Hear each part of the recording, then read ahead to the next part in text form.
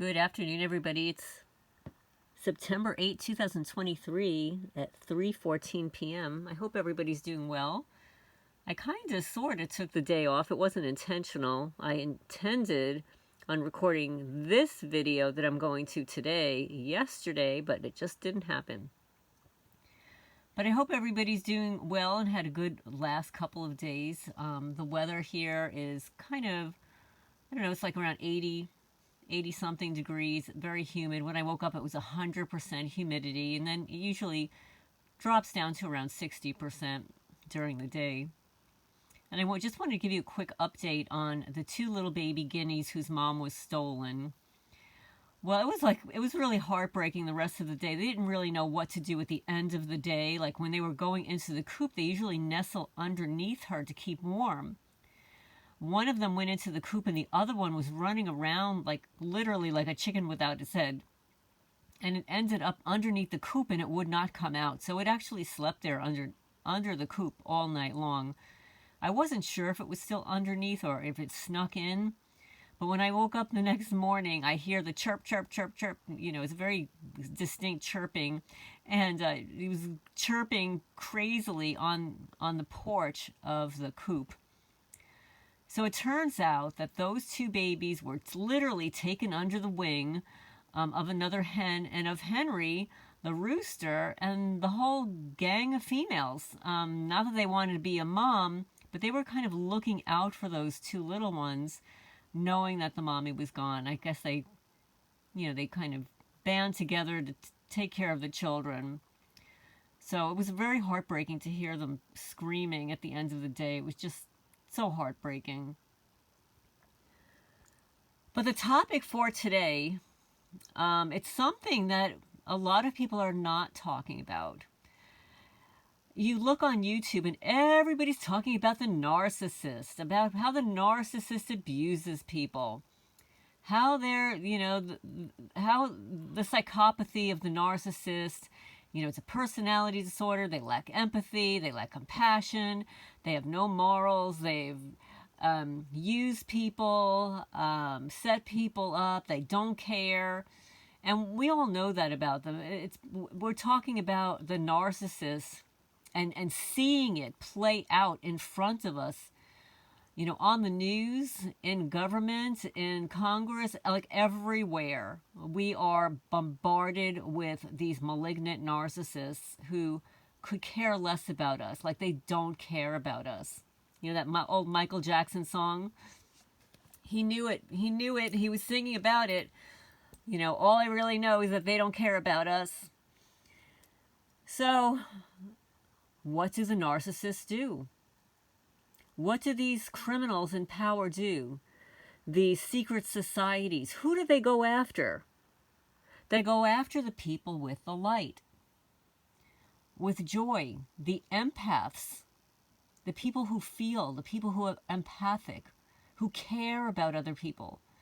But the narcissist sees that as a weakness to abuse and use. They think of it as a weakness. That's because they don't possess it. But before I get into reading about empathy and what an empath is, I want to show you this beautiful painting. This is hand painted by Linda Russell. She entitled it Angel Power. Here you go. She gave me a little certificate of authenticity from 2022. And I located her on eBay, and she paints angels, all kinds of angels. And I thought this one was appropriate for the empath because it looks like she has an aura around her. So anyway, and she has no face. She's got no face here.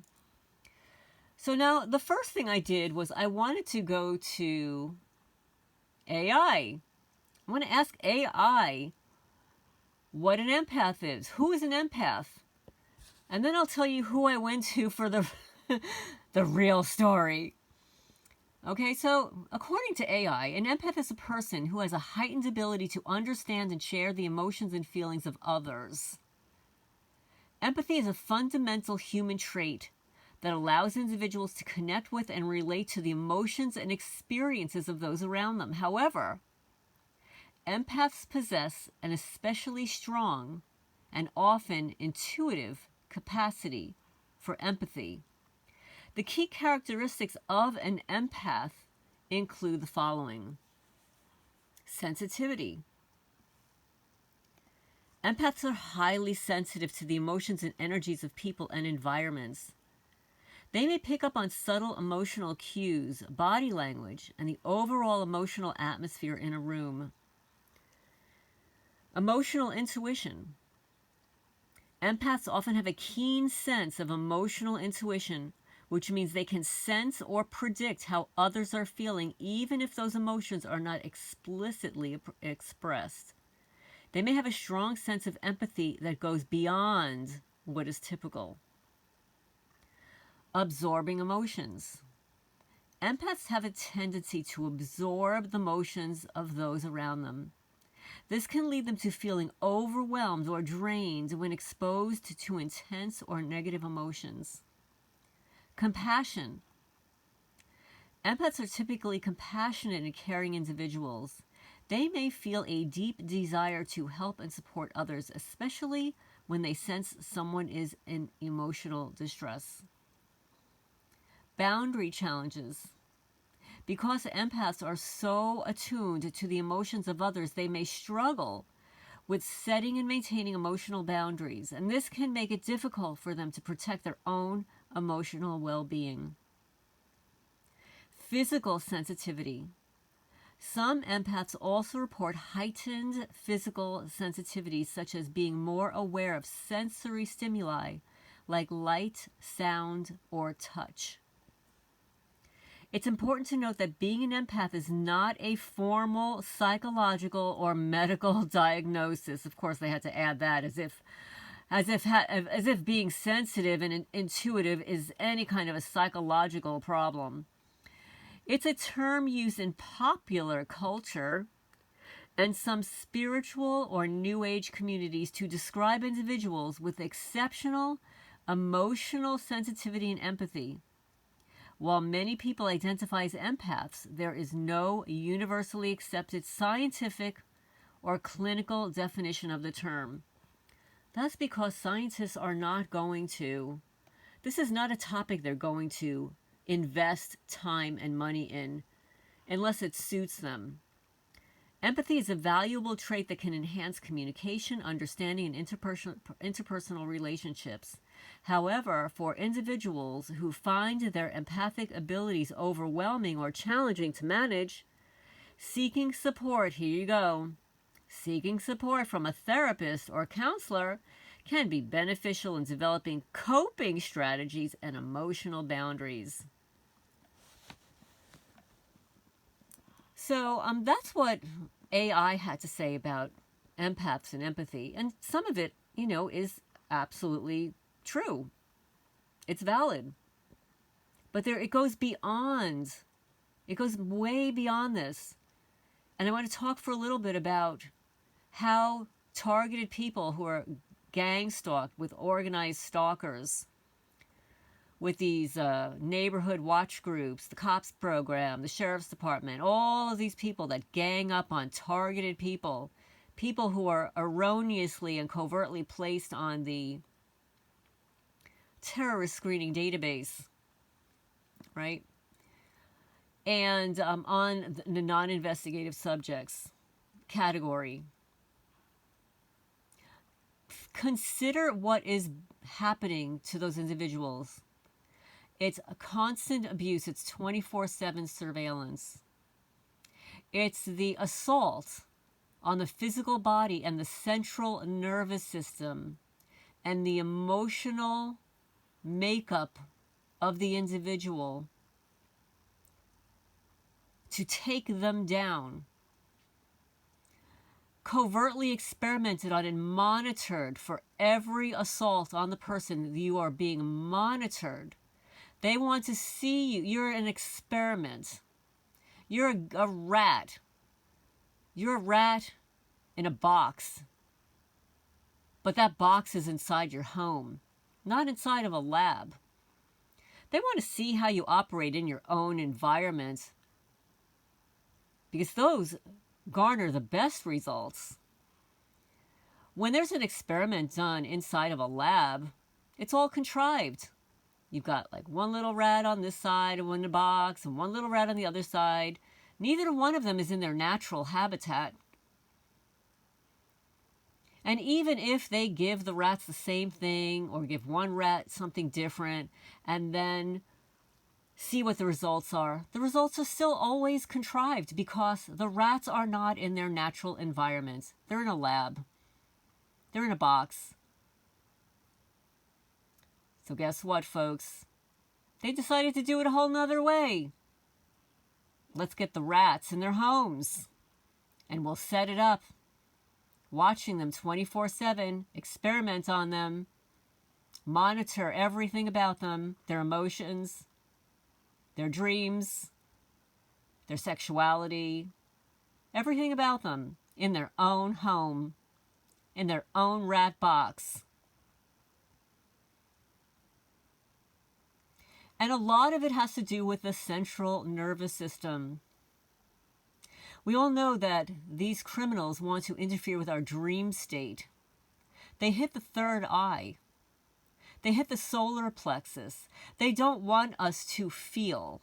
They don't want us to be intuitive and trust on our gut. They don't want us to trust our gut. So they assault it. They zap the life force with chaos that they contrive, with their skits, with their drama. Because that's what narcissists do. They're addicted to chaos. They don't care. They literally look at us like lab rats in our own homes.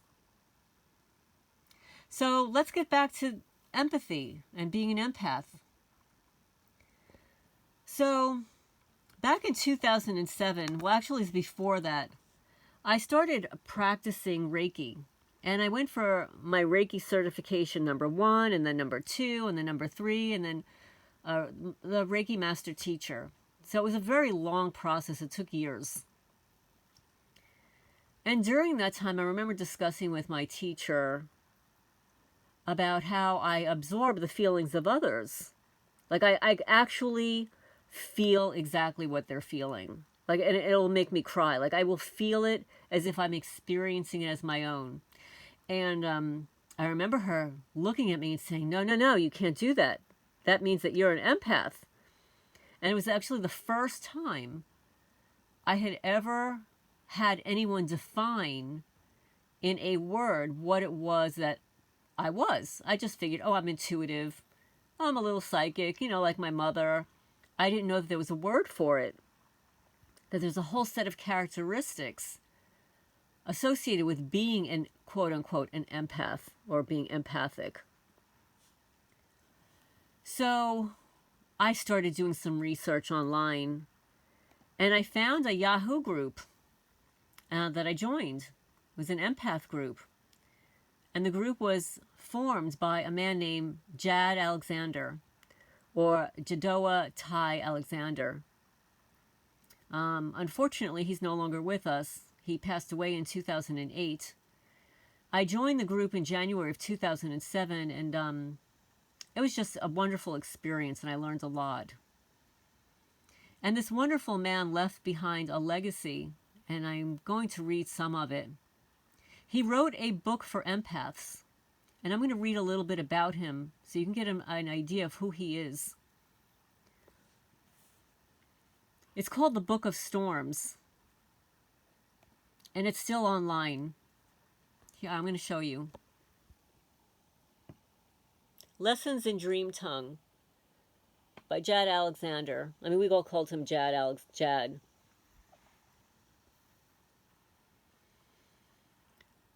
So to get started, he goes on to say that an empath is a form of identity emerging in the 21st century. The term has been used in literature and in film, but in reality, there's an ever-increasing numbers of people who identify with the empath concept. An empath is a person who was born with unique variations in the central nervous system. This means how the brain is configured and how the nervous system works in the body. This has not yet been studied and quantified by science. Instead, it is being brought forth by individuals who are becoming self-aware of these qualities and who explore this experience through creative and intuitive outlets. This could be a really good reason why the criminals would be interested in studying us, don't you think? Narcissists studying empaths? Wow. Our unique central nervous system. Let's see how we can incite the central nervous system with satanic ritual abuse and trauma-based mind control. Let's see how that works. A high degree of overall sensitivity in the general is the general indicator for this type of person. All of the sensory organs of an empath have low thresholds, thereby resulting in unusual sensitivity to light, smell, and sound, as well as other subtler senses.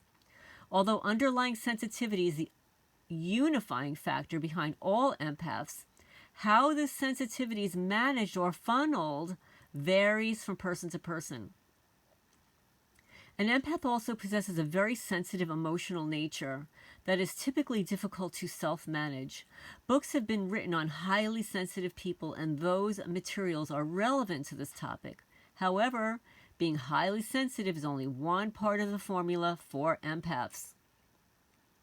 As a result of the interaction between an extremely sensitive neural network and the concurrent emotional nature of a person with this profile, empaths are highly intuitive.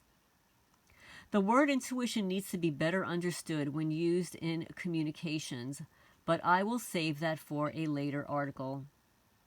A better understanding of intuition leads to a better understanding of what actually constitutes an empath. For now, I only want to say that empaths are highly intuitive, which means they tend to do things by feeling, by sensing, by reacting to proprioceptive cues, and by following hunches, quote unquote, gut feelings, etc. This includes critical decision making, reacting and acting upon influences in their own lives, predominantly from intuitive cues.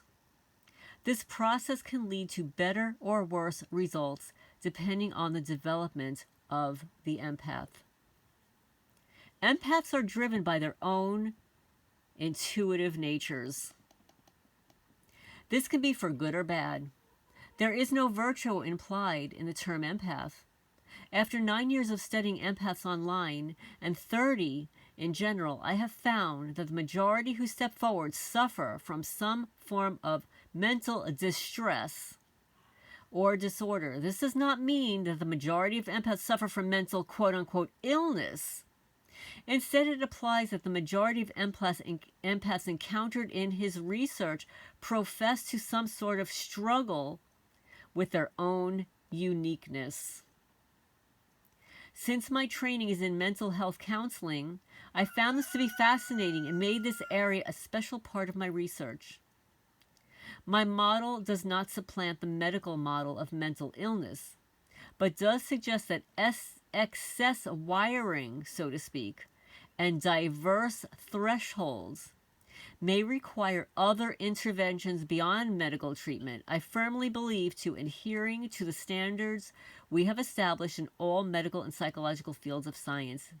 Yet this belief does not inhibit my desire to explore and discover through what I call the panheuristic process. Ask me about the panheuristic process in my Yahoo Empaths group.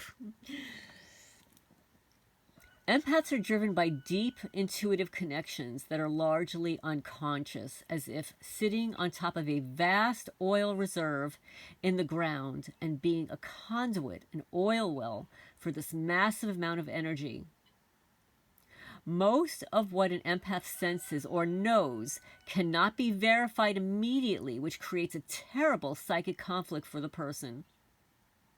The overabundance of real and imagined stimuli are frequently overwhelming. Sorting out the two is even more so. That is why I am a major advocate for structured training. Imagine having vast amounts of information floating around in your head, but no direct way to access or express it. No way to sort it out or use it in any clearly defined way. Most of what it is cannot be proven immediately, but does get proven over time.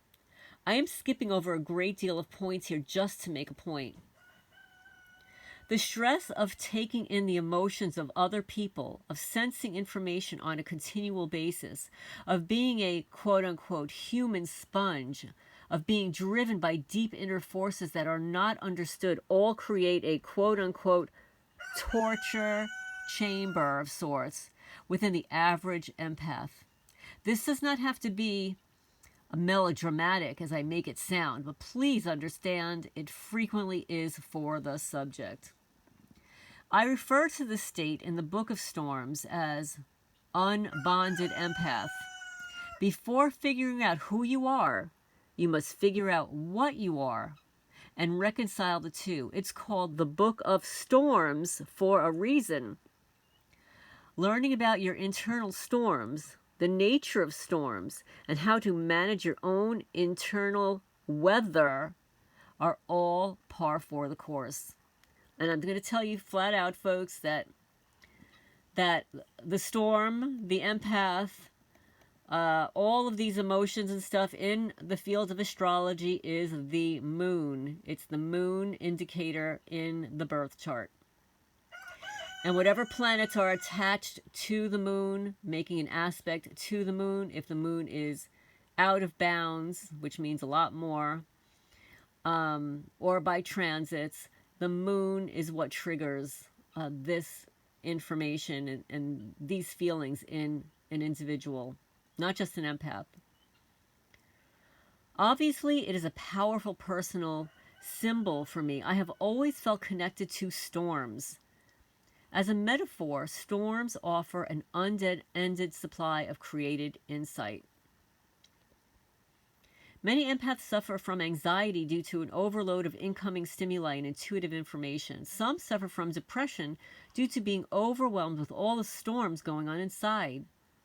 It's not uncommon for an empath to tell me that he or she has been diagnosed as bipolar, manic depressive. Now, that does not mean that if you were diagnosed as bipolar that you automatically are an empath. It just means that there is a possibility that they're quick to put medical labels on things without fully investigating them. The interesting questions that arise are empaths more susceptible to mental illness? Or is the mental illness distress the result of being an unbonded empath? Which comes first? This research still goes on. I have met plenty of well-adjusted empaths, yet we still find that they seek some sort of comfort somewhere, either in mild medication or counseling, something to soothe those internal storms.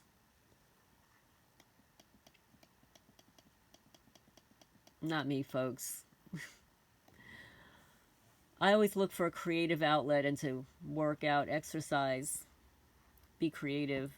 The professional fields of psychology and psychiatry do not recognize these factors and continue to leave all the issues clumped together, undifferentiated.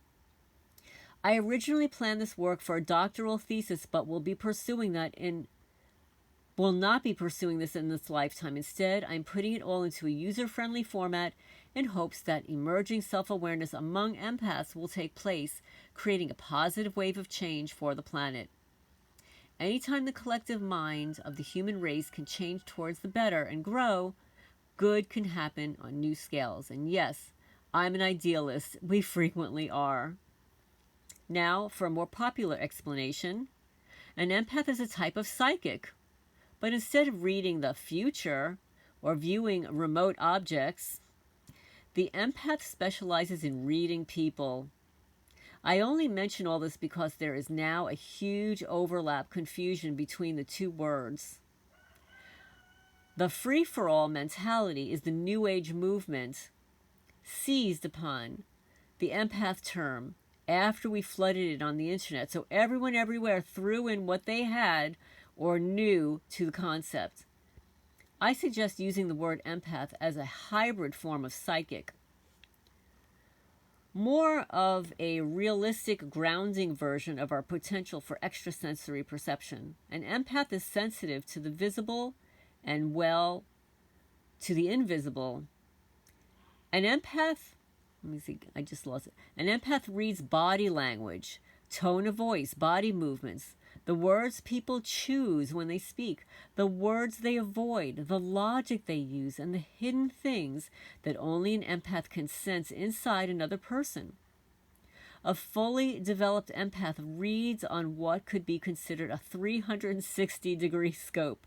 Yeah, like a horoscope. I have this entire 360 scope mapped out a great deal in a teaching model that he calls the PI model of consciousness, or PHI, stands for pan-heuristic intelligence, which is ultimately what I am advocating. My research has been inspired by the work of Dr. Timothy Leary and the many brilliant souls who elaborated on his work. It is also inspired by the profound teaching of the Buddha and the very core and heart of what I believe the Dharma is to be. Empaths are extremely powerful people. In the next article, I will tell you what I mean by that and introduce the first course. The first course is very basic. Yes, I know. You could be very advanced and beyond all that, but start with the first course in Empath 101, Dream Tongue. Starting with the basics. That way, by the time you get to the advanced stuff, you will excel and feel wonderful about your growth. Dream Tongue is a course in empathic communication and is the prerequisite for all classes to follow. To benefit from the course, start with the introduction and then work with each lesson separately and in order. You can work at your own pace. Some people will be ahead of you and some people behind, and others will be starting just after you. Work at your own pace. Put questions as needed and share your experience with the materials inside the Yahoo group. Do not be concerned with others being ahead of you or feeling that you're far behind. Just work with your own time frame and you will be fine. The process has been tested over years by many people. So now if you want to follow this, I will post a link in the description section, because this book is posted online on his website called mysilentecho.com. It's Dream Tongue in the Book of Storms, Lessons in Dream Tongue. And these are all the lessons. Okay? Now, I want to read a little bit about Jad, which is probably what I should have done before we started. He wants to tell everybody why he wrote a book for empaths. He says, "Hi, I'm Jad Alexander. In 1997, I researched the World Wide Web to find out how many references there were to the word. With the exception of role-playing games, I could only find a couple of vague references to the word empath. I had been studying the evolution of consciousness for all of my adult life via a college education in psychology, as well as intensive personal study. And over a 20-year period of teaching and training people to use their intuition and psychic abilities, I had noticed a pattern in the personalities I was encountering. Approximately 1 out of every 10 students I trained met the following profile: extra sensitive emotionally, somewhat of a quote-unquote loner, highly sensitive to light, sound, and smell, highly intuitive, relationship-oriented, other than crowds and groups. They reported a history of unusual experiences. They possessed an quote-unquote inner longing or sense of calling that could not be satisfied. These individuals could actually sense the emotions and sometimes the thoughts of people around them. Everyone possesses a degree of intuition, but these individuals seem to be entrained or shaped by their own intuitive natures. I began using the term empath to identify this type of person and created an online project in my search for empaths. I created over 24 websites, including and promoting the word empath all over the world. I flooded the web with as many references to the word as possible in an attempt to locate more empaths and to continue my study. Within 2 years, the word empath had saturated the web. Everyone everywhere was suddenly an empath. Every psychic, clairvoyant, medium, healer, life coach suddenly had the label empath attached to their promotions. Soon, books started appearing on how to be an empath and other related topics. Well, within a few more years, everyone had suddenly become an expert on empaths, and the concept was going like wildfire. See what he started, folks? All it takes is one brilliant thought. My original theory was that empaths represent a hybrid form of person that is only now rising out of the gene pool. I'm going to repeat that. My original theory was that empaths represent a hybrid form of person that is only now rising out of the gene pool. It is my perception that more and more empath children are being born all the time. Yes, some people were labeling them indigo children, star seeds. What was the other one that was after the indigo children? It's just escaping me now. The exciting part about my idea was that this could represent a new resource for our civilization, and empaths could serve a useful function in society if properly trained and guided to use the abilities they possess.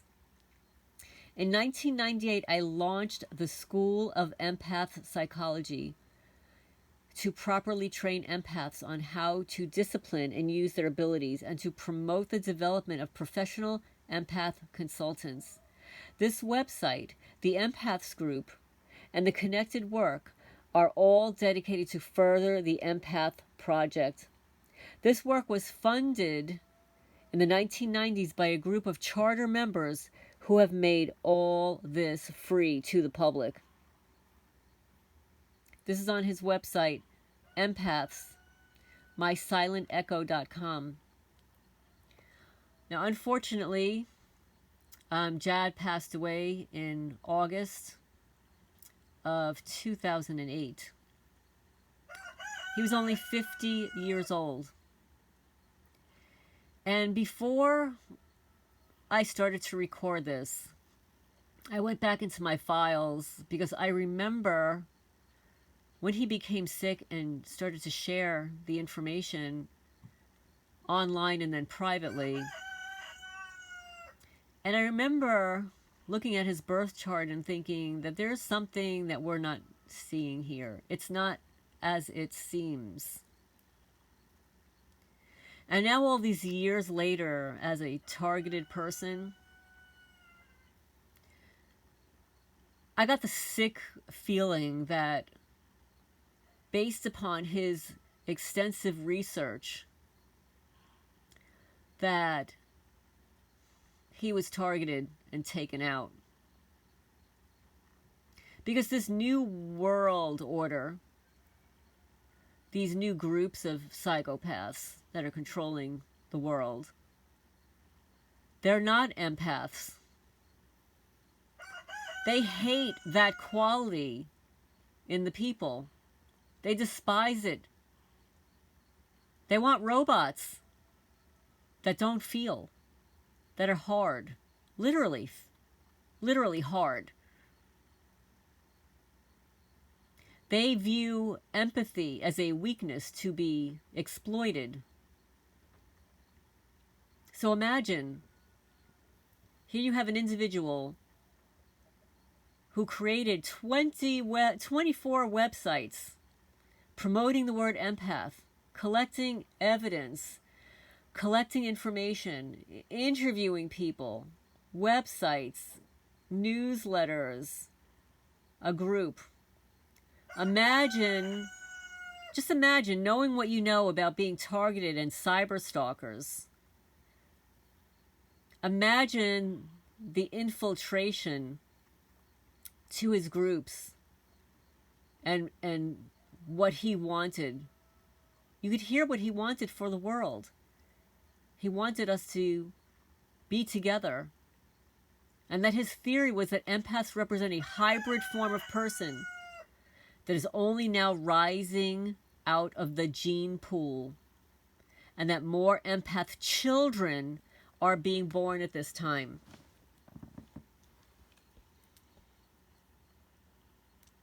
So, folks, I'm curious. I have to plug my phone in here. The battery's going low. I didn't realize that it was not plugged in. But imagine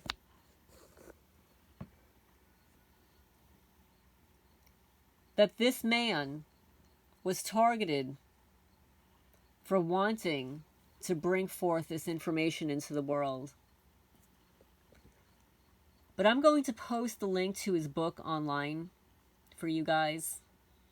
And I look forward to hearing what you have to say. Unfortunately, there was a quiz to determine if you're an empath, and the quiz no longer works.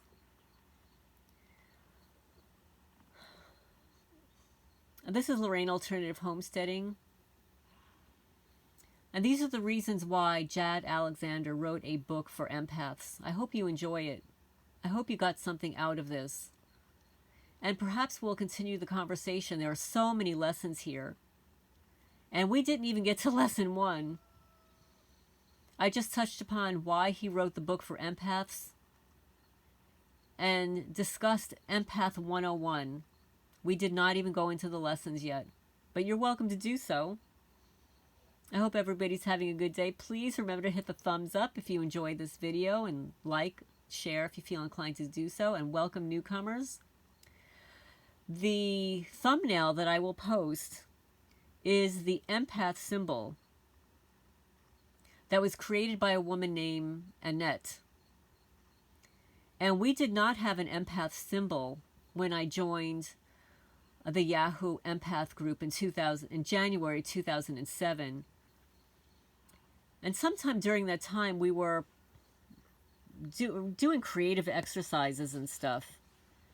And we were thinking about, well, what kind of a symbol could we use for empathy? And this is the symbol that she created, and this is the symbol that we continue to use, and I hope you like it. I think it's beautiful. It's actually on my Facebook page, my personal Facebook page. But I hope everybody's doing well, and I'm going to sign off for now and post this wonderful video for you guys.